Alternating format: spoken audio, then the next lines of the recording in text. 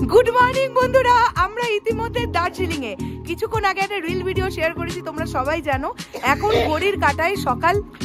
ছোটদাটা না আমার কেসে কেসেই সব ভিডিও, প্রচুর ঠান্ডা। ছোটদাকে তোমরা সকলে দেখেছো যারা বাসুগামের অনুষ্ঠানে এবং গোয়ালপাড়ার অনুষ্ঠানটাতে ছিলে।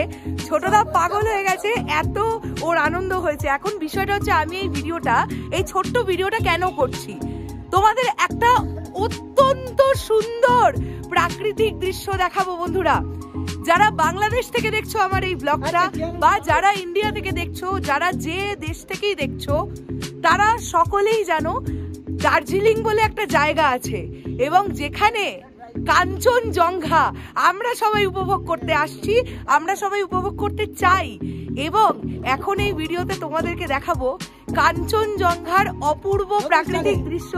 কিন্তু এই দেখো ছোটদা অলরেডি ডিএসএলআর নিয়ে উঠে গেছে। এখানে আমরা কিছু সুন্দর ছবি ক্যাপচার করার চেষ্টা করছি, আর এখানে আরেকটা আইফোন দিয়েও অলরেডি শুট করছে আমার বরমশাই।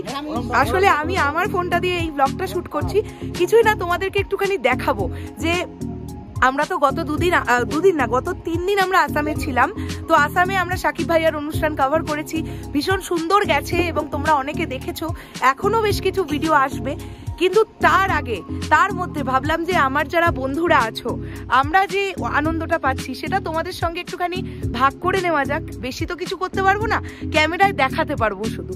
তাহলে এবার দেখে নাও কাঞ্চনজঙ্ঘা।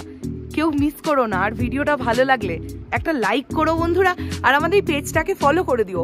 যদি দার্জিলিং এর ব্লগ তোমরা দেখতে চাও, মানে বিভিন্ন জায়গাগুলো যদি ছোট ছোট ভিডিওর মাধ্যমে দেখতে চাও, এই ভিডিওটার তলায় কমেন্ট করো, তাহলে কিন্তু আমি তোমাদের জন্য ভিডিও আনবো, ঠিক আছে? যদি তোমরা ইন্টারেস্টেড থাকো আমাকে অবশ্যই জানাবে। আর এই ডিএসএলআর এর যে ছবিগুলো উঠছে সেইগুলো আমরা বাড়ি ফিরে তারপরে কিন্তু পোস্ট করব আমাদের ফেসবুক পেজ থেকে। এবারে অনেক বকবক করেছি, আমাকে এরকম বিচ্ছিরি দেখতে লাগছে, আমায় আর দেখতে হবে না।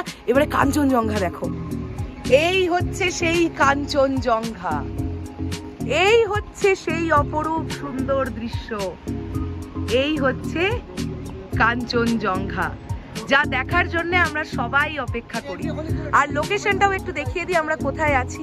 এই যে দেখতে পাচ্ছ, এগুলো সব পাহাড়, মানে পুরোটাই পাহাড়, একটা পাহাড়ি অঞ্চল। এবং এই যে রাস্তা গেছে, অবাক ব্যাপারটা জানো, এই যে রাস্তার ধারে তোমরা দেখো রেল লাইন দেখতে পাচ্ছ না, এই যে রেল লাইন তোমরা দেখতে পাচ্ছ, এই রেল লাইনটা দিয়ে টয় ট্রেন যায়, মানে আমাদের হোটেল রুমের ঠিক সামনে দিয়ে আমরা টয় ট্রেন যেতে দেখতে পাচ্ছি। সো এখন আমাকে ছোটদা সরে যেতে বলছে।